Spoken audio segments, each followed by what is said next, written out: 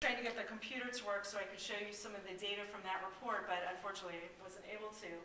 But we have some copies of the report and executive summaries in the back, and you can go to our website to see the charts.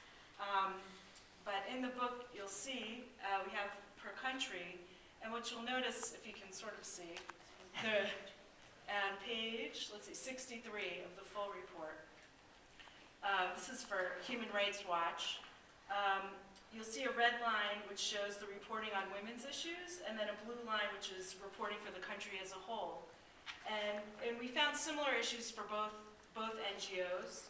What we found was that in general there was not much attention paid to women's rights in the Middle East. But another interesting data point was that it appeared that the international NGOs were focusing their reporting around armed conflict. So whenever there was an armed conflict, you would see a spike in the reporting. And you can see that very clearly on the charts. Afghanistan, for instance, after the NATO bombings in Afghanistan in 2001, following September 11th, you'll see a huge spike in the amount of reporting for Afghanistan. Similarly, Lebanon, you'll see spikes for various conflicts. And then, of course, once the Arab Spring took place in 2011, you will see pretty much all the countries that was involved with the protests jump up in their reporting. And so I thought that was an interesting fact, that why was there so much focus on armed conflict? And that perhaps there have been a lot of research studies done that in countries where they have full equality for women, attention to women's rights, that those countries are more democratic, they have better protection for human rights as a whole, and there's often less conflict. And so the data seems to show that, really there needs to be, from the international community, the international human rights community, greater attention paid to women's rights before there is an armed conflict.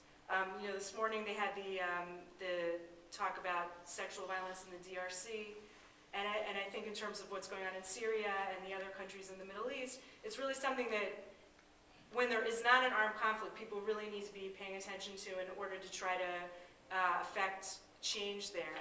And so that's something that with this event and the work that we do, we want to call attention to that, so it's at the top of the international agenda, because too often it isn't.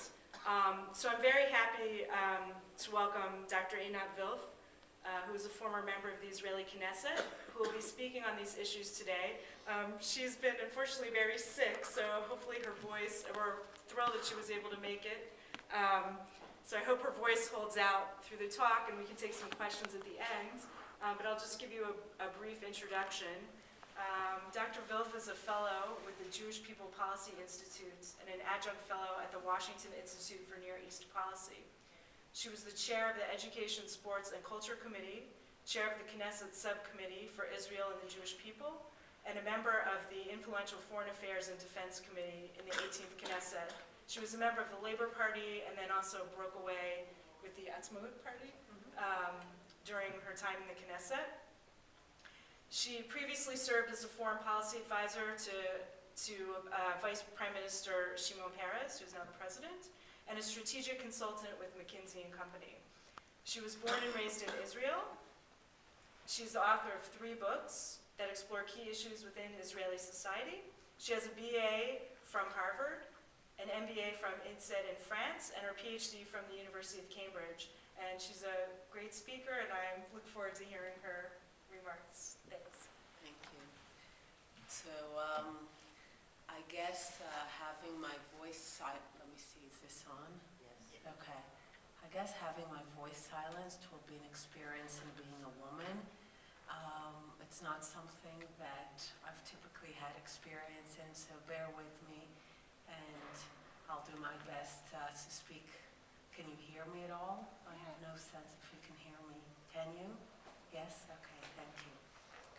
So despite my voice and despite being sick, it was important for me to be here because I care deeply about the issue of women. I care deeply about women's rights, and I care deeply about women's rights in the Middle East. As I will discuss, I view it as a critical issue for any country, for any woman, and in general, also as we look at the prospects for peace in the Middle East. So several years ago, when the revolutions in the Arab world began, what we call the Arab Spring, I was frequently asked, where is this heading? Can we look for an optimistic scenario, a pessimistic one? What's going to happen?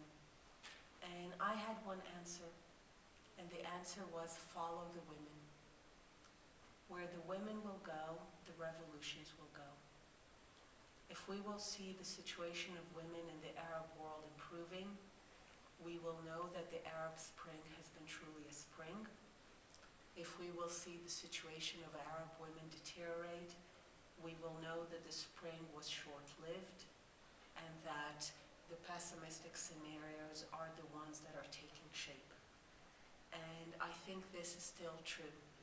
I think elections are not an indicator. The various declarations of various leaders are not an indicator. I think the only reliable indicator of what's going to happen in the region, in the Arab world, is what's going to happen to women. And this is across the world true, but it is definitely true in the Arab Middle East. Where the women will go, the Middle East will go. This is the best indication of human rights. We sit here at the Human Rights Council, but in reality, if we really want to know where human rights are heading, we should look at women in each and every country. I think except for 2 or 3 countries in the world, in Northern Europe and Scandinavia, no country can declare complete victory when it comes to women's rights, to the equality of men and women. We are all still fighting for women's rights, for human rights. But when it comes to the Arab Middle East, we are really talking about the worst possible situation. But we really need to know we care about human liberty, we care about human freedom. I will say that until women are free, no one is free. No country can be considered free. No country can be considered to have liberty if women don't have it. So if we follow the women in the Arab Middle East, what are we seeing? Generally, all indicators, and they have remained such before the revolutions in the Arab world, and they are generally still so today, are at the bottom of the list. Whether you will look at expert panels, whether you look at the World Economic Forum gender gap, UN indicators, generally the countries of the Arab Middle East perform worst when it comes to the situation of women. Some a little better, some worse, but generally taken together, they are at the bottom of the barrel. There are some elements, islands of progress, elements of light. The biggest light, of course, is the country that started the revolutions in the Arab world, which is Tunisia. Tunisia, which is the country that started the revolutions, was always considered the most progressive of all the Arab countries, is again the most progressive of all Arab countries. There were 2-3 years of concern that the country would be taken a step back. The Islamist party that won the majority of votes there was trying to introduce some regressive measures, but ultimately failed. And Tunisia has a constitution that at least promises progress. Promises at least not to go back on the progress already made, and perhaps even further progress. Now we should remember, this is only a constitution in writing. If we know anything from countries, there's a big difference between constitutions and practice, especially when it comes to women. But if there's any light in the Arab world today, it is to be found in Tunisia, and everyone is looking at it, and so are we, in the hope that this would indicate something very positive. Now, There's something else about Tunisia. Some feminist leaders in Tunisia said that one of the reasons they're happy that the equality of men and women is now part of the Tunisian constitution is that this way it becomes clear that the equality of men and women, the liberation of women, is not a Western value. Now, I think this is one of the most important statements that needs to be made. The equality of men and women is not a Western value. The liberation of women is not a Western value. I think there has to be a very clear statement, especially coming from the Human Rights Council, that there's no such thing as moral relativism when it comes to women. We cannot talk about the rights of women as something that is culturally dependent, as something that is Western.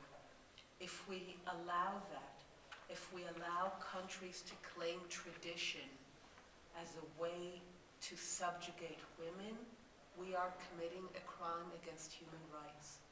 I can share my own experience as a member of parliament in Israel. In Israel, we have a minority of very religious Jews who use Jewish law in order to run a community that is very conservative towards women. This is something that within Israel I fought against and I reject completely.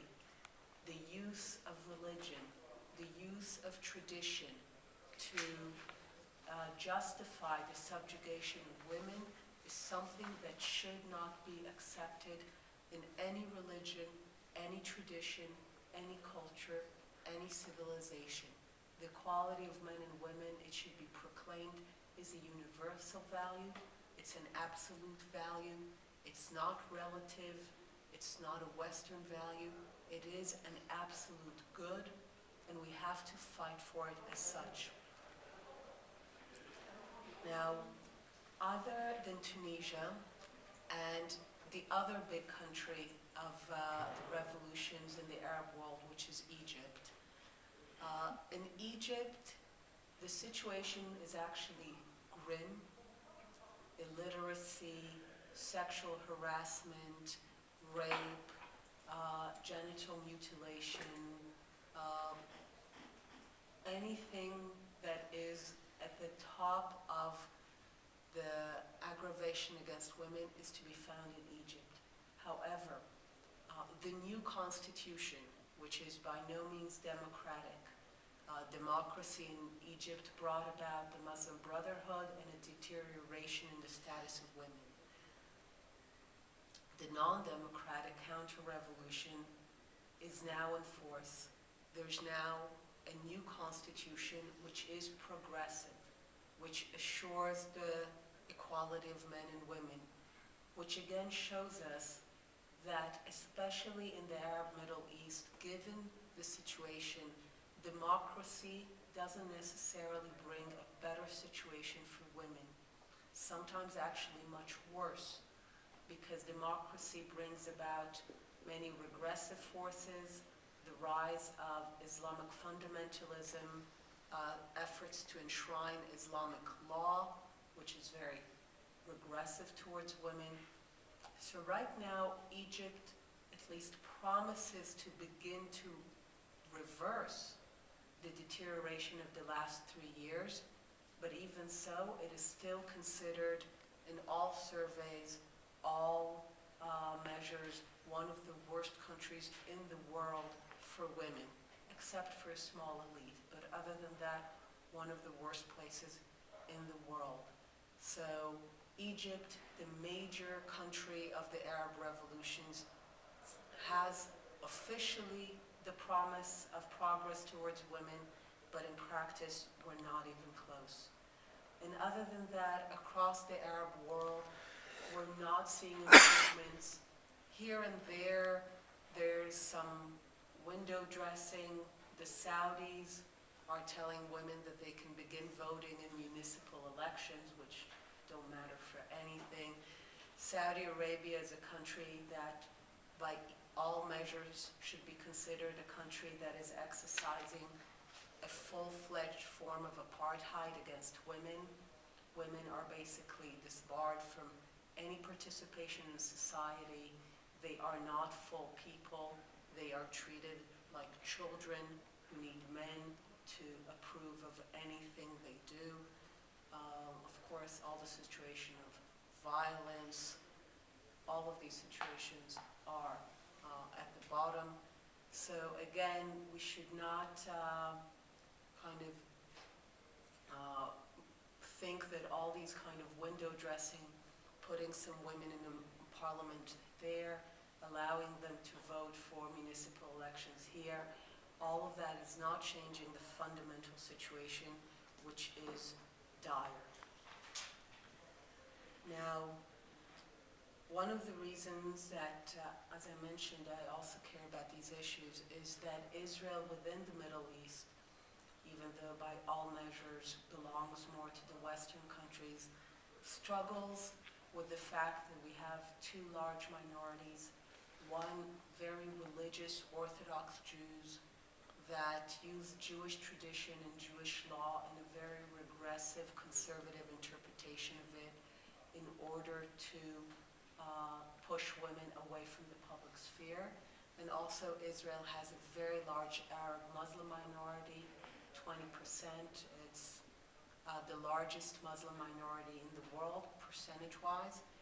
And also there we have to fight with the question of, do we respect tradition if that tradition is offensive to women? And in both of these minorities, Israel is struggling with the question of what does it mean to respect a tradition when that tradition is actually used to subjugate women, to push women away from the public sphere.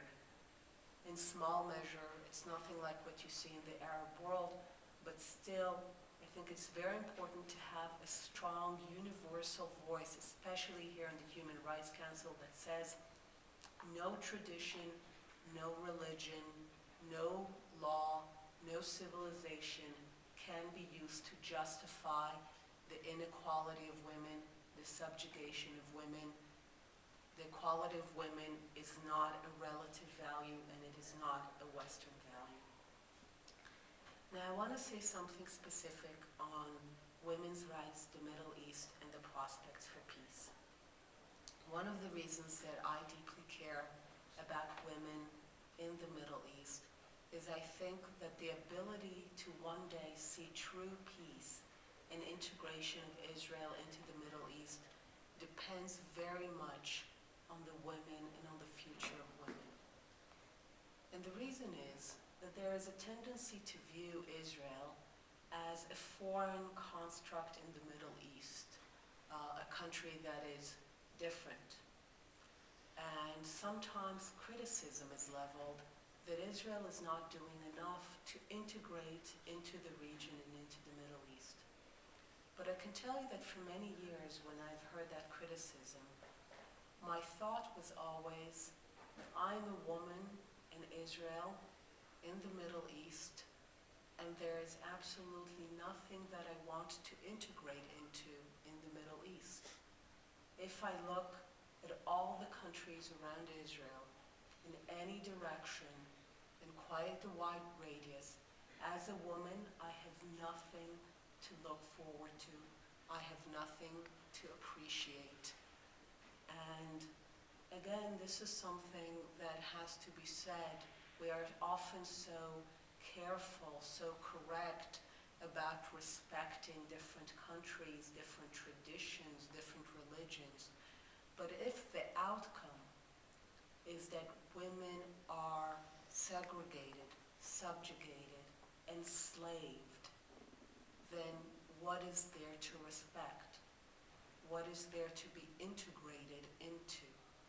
Why should Israel want its women to be integrated into a Middle East that treats its women in that manner? And since I do want to see one day peace, and I do want to see Israel integrated into the Middle East, I want to make sure that the integration is forward rather than backward. And the only way it will happen is if we can one day look forward to countries that are not just democratic and free and open, but countries that truly respect the equality of men and women, that respect minority rights, that respect gay rights. All of these come together. And I think by seeing that, we will see also the possibility of peace becoming very easy. Now, I know that in many ways Israel, especially among the Arabs, is not someone or not a country that can speak on these issues, not considered a player. I can tell you that often when I participate in conferences on women's issue, the fact that I'm a woman matters less than the fact that I'm Israeli, that I'm Jewish. Arab women do not view me as a colleague. They will not shake my hands. They will not speak to me because as far as they're concerned, the national conflict, the religious conflict is far greater than our association as women. But I will ignore that. I know it exists. But I will ignore that because recently I had an opportunity to hear Natan Sharansky. He was a very famous prisoner in the Soviet Union, a prisoner of conscience, because he was Jewish. And he said something very interesting. He said that during the darkest day of the Soviet Union, when they were in prison, when they were in the gulags, he said the prisoners of conscience, the dissidents, they knew that behind the iron wall there was the United States and that the United States was with them. And he said that was something very important. And he used that to discuss the question of whether the United States is with dissidents today in the Middle East. But I think it's important that even if Israel is hated by Arab countries, considered illegitimate, that Arab women view me as an enemy more as a colleague and a woman, that they should know that behind that iron wall, behind that conflict, the women of Israel are with them. And the women of Israel support their struggles and support their struggles for equality. I can tell you I was moved to see the women of Saudi Arabia fighting for something so basic as their right to drive. I think a lot of Israeli women and men went to support them on Twitter and Facebook in whichever way possible to show our support. So even though we may not be viewed as colleagues for that struggle, I want them to know that we are there and we do support them. I just want to end by saying a couple more things. Another reason I think that we're here raising this issue, especially with NGO Monitor, is I think the women of the Middle East and Israel find themselves at two opposite poles of the human rights discourse. Israel too much and women too little. Israel finds itself at the receiving end where the human rights discourse is being abused in order to single out Israel, in order to demonize Israel, and to do nothing with the promotion of human rights. And what the report shows about women is that the human rights discourse is not sufficiently used to protect the most important human rights, which are women's rights. And I hope that this report will help push human rights organization and the Human Rights Council to focusing on women's rights. And finally, I want to say, one of the reasons that we're seeing such a massive backlash against women in the Arab Middle East is because feminism is the only 19th century idea to survive into the 21st century as a revolutionary force. All the other isms of the 19th century, the 20th century have risen and fallen. But feminism has gone from strength to strength. Feminism is a revolutionary force. The Arab countries our right to view the equality of men and women as a subversive force, as a dangerous force. It is. It intends to subvert existing power structures. It is a revolutionary force.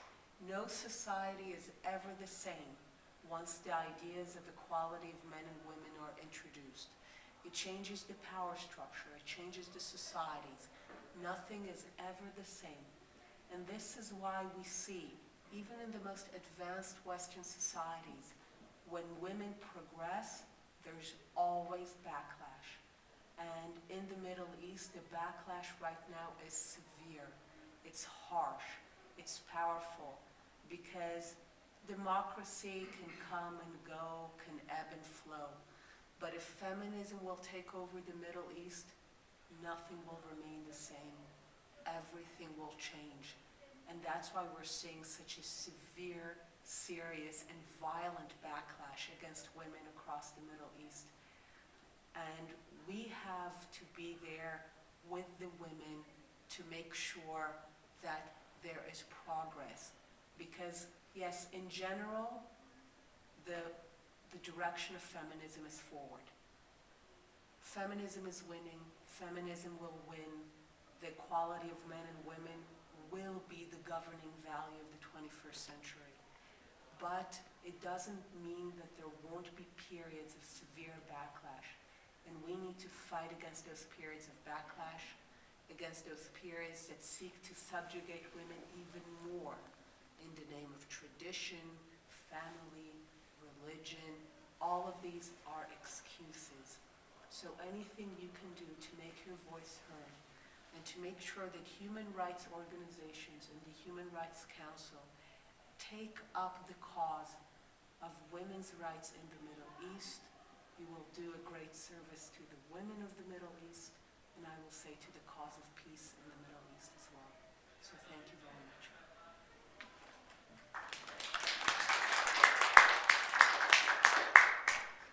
Thank you, Einat. Does anyone have any questions?